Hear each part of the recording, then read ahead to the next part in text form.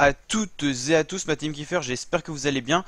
Aujourd'hui pour cette nouvelle vidéo, on se retrouve pour une nouvelle vidéo spéciale. On va parler de la chute de Remco Evenepoel qui arrivait sur le Tour de Lombardie, un événement qui était diffusé donc à la télévision sur la chaîne L'équipe mais également sur la chaîne Eurosport.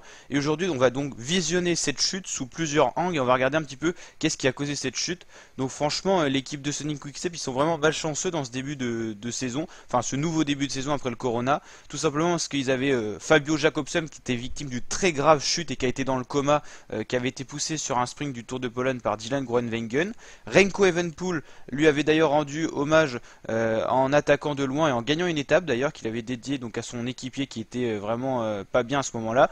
D'ailleurs des nouvelles de Fabio Jacobsen rassurantes, tout va mieux pour le coureur. Et là aujourd'hui, enfin même hier c'était Remco Evenepoel qui est donc tombé dans le vide, chute impressionnante sur un pont avec un rétrécissement qu'on peut voir, donc une course assez dangereuse. C'est vrai que le tracé était quand même assez sinueux à cet endroit-là. Donc en fait Remco Evenepoel il est arrivé dans la descente un peu vite, trajectoire un peu incertaine, mais bon ça peut arriver avec la vitesse, et donc son vélo il est arrivé là, et il est tombé dans le vide tout simplement. Donc les nouvelles sont plutôt quand même rassurantes du côté de Remco Evenepoel par rapport à la chute dans le vide qu'il a faite.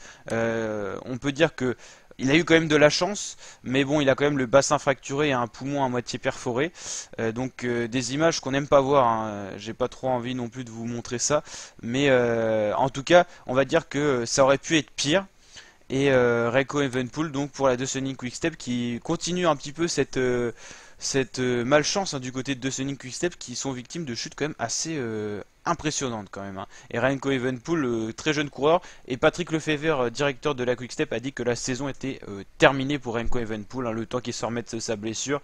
Voilà, ça sera en 2021 qu'on le reverra à nouveau, je pense, à la télé sur une course cycliste. En tout cas, tout va bien quand même pour lui malgré cette chute. Bien sûr, ça va être quand même un dur rétablissement, mais ça aurait pu être pire. Donc voilà la team pour cette vidéo, nouvelle vidéo spéciale. Vous savez qu'on s'intéresse aux cyclistes, on parle aussi des nouvelles quand on a des nouvelles comme là rassurantes par rapport à ce que vous avez vu, les images et tout. Donc là c'était pour un peu vous donner la suite pour tous ceux qui avaient regardé tout ça.